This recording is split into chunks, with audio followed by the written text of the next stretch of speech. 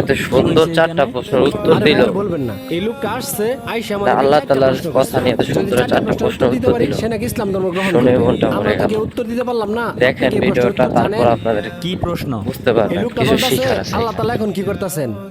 আল্লাহ তাআলা এখন, এটা তো আমি বলতে পারলাম না। এটার উত্তর আপনি জানেন না, তাহলে বাকিগুলোর উত্তর দিতে পারবেন না। ভাই আমি দিতে পারবো। কি তুমি দিতে পারবা? জি ভাই, আমি 4টি প্রশ্নের উত্তর দিতে পারবো। আপনার প্রশ্নের জবাব এই পিচ্চি ছেলে দিবে। আচ্ছা ঠিক আছে, দেও।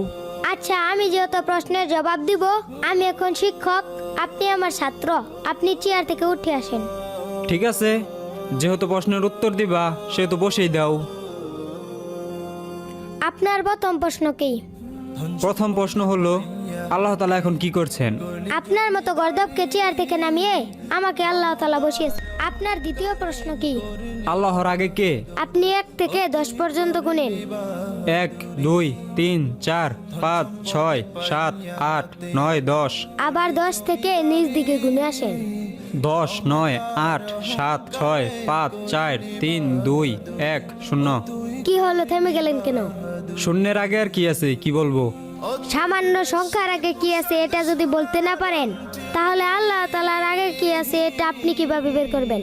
আপনার তৃতীয় প্রশ্ন কি বলেন? আল্লাহ তাআলার সাথে রাসূল সাল্লাল্লাহু আলাইহি সাল্লাম আকাশের কোন দরজা দিয়ে সাক্ষাৎ করতে গিয়েছিলেন? এই ডিমটি 28 থেকে 30 দিন পরে বাচ্চা ফুটে বের হবে। বলেন তো দেখি কোন দিক দিয়ে বের হবে? সেটা আমি কিভাবে বলবো? মুরগি যে দিক দিয়ে ফুটো করবে সেদিক দিয়ে বাচ্চা বের হবে। ঠিক কোন দিক থেকে বের হবে? এর উত্তর আমার জানা নেই। ঠিক তেমনি আল্লাহ তাআলা তার বন্ধুকে আকাশের কোন দরজা দিয়ে মেরাজে নেবেন, এটা একমাত্র আল্লাহ তাআলার ব্যক্তিগত কাজ।